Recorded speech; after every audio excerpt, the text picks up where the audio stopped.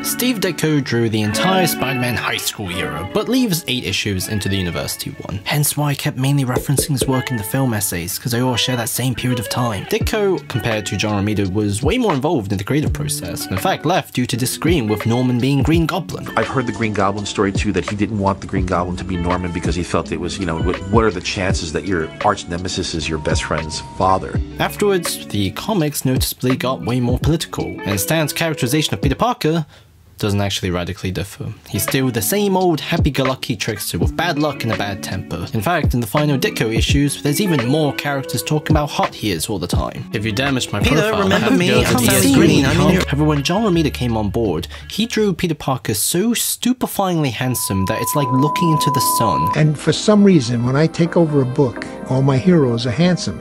Incredibly handsome. I can't help it. So any assumption that he's supposed to be shy, awkward, or unappealing is thrown out the window, because the new face coupled with the old reaction makes him into Chad Peter. Both those dolls act like Parker's the only one of his kind. What he's got anyway. And you have no idea how satisfying this is. After 30 friggin' issues, Peter gets to glow up in an environment that finally respects him.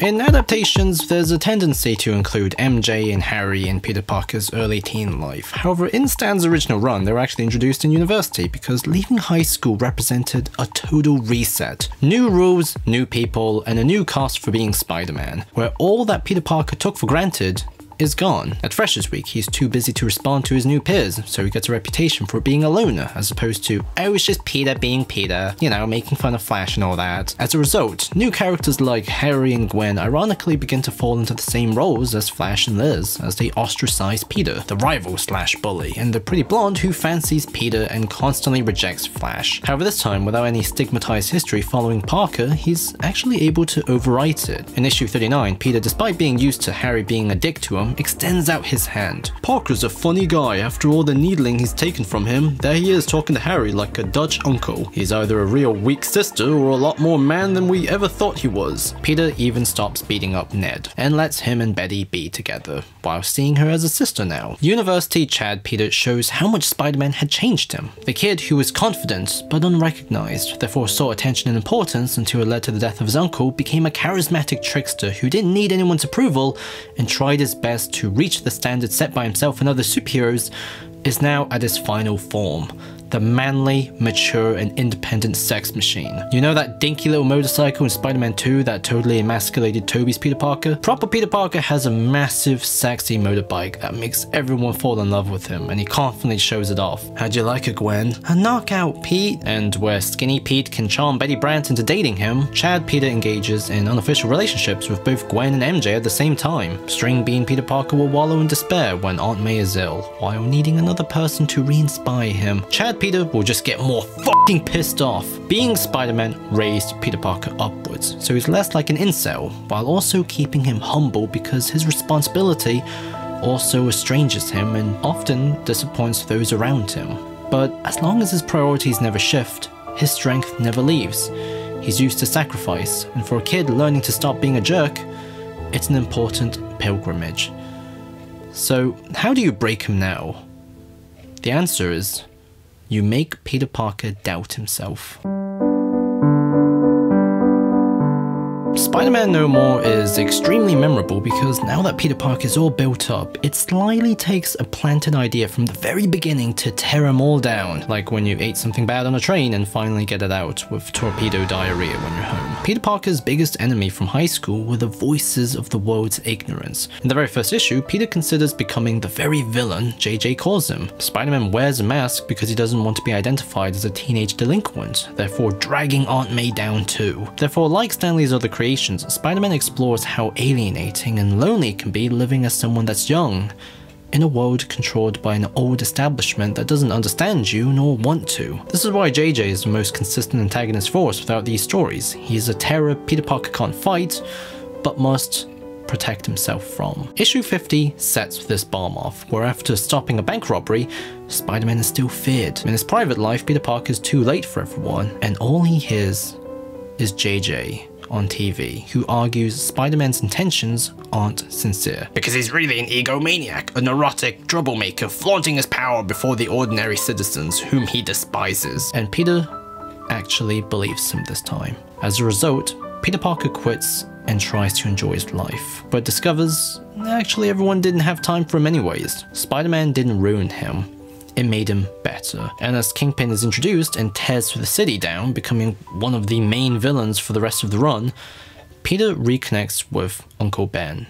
His second moment in all of Stan's run. Now at last it's all crystal clear to me once more. I can never renounce my Spider-Man identity.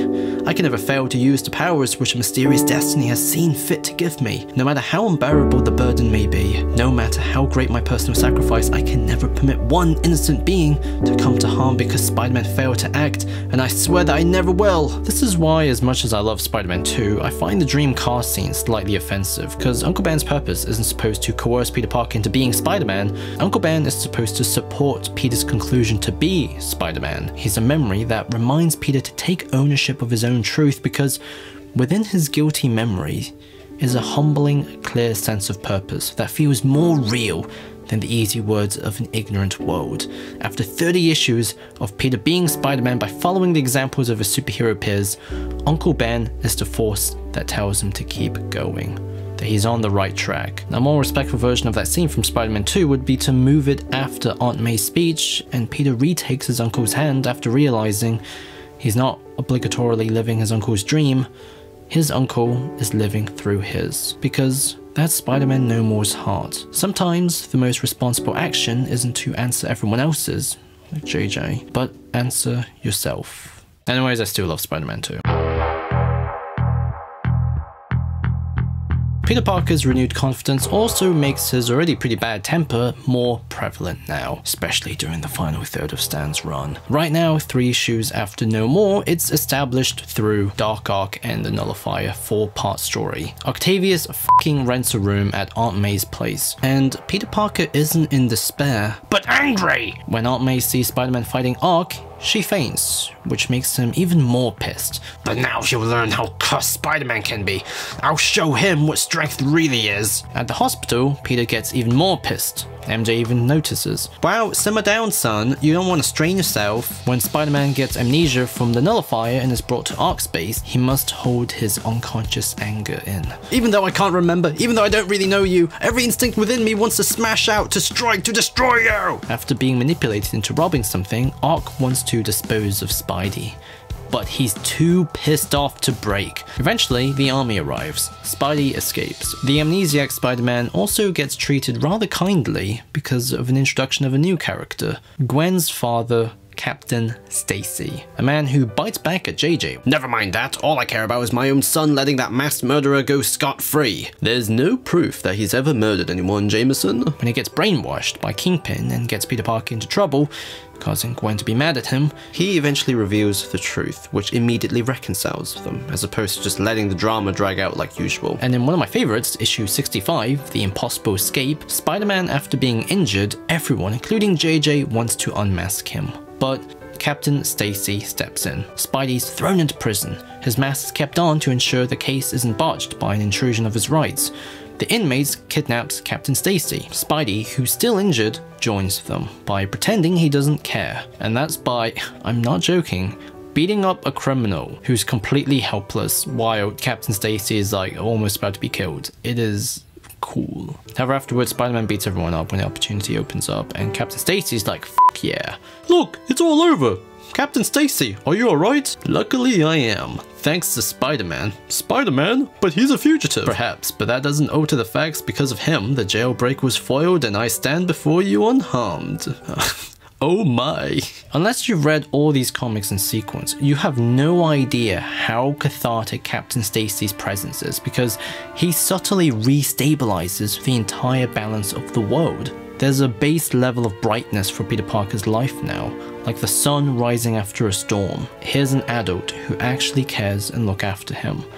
That isn't just JJ being a douchebag. Furthermore, upon reflection, we're now at a different place now, totally. The sitcom world of happy-go-lucky trickster Peter Parker, who can get away with knocking out Flash, has matured into a soap opera world of flirt master Peter Parker who can't get away with closing his drawers without making someone mad. But unlike before, the world feels slightly more fair. And that's a great bloody arc. So I'm really hoping the MCU will give Tom Holland this development, and maybe even take it a step further and show us his dick. I'm so confused right now, baby. Didn't work for us, didn't work for us. And I guess it's over now, baby. Didn't work for us, didn't work for us.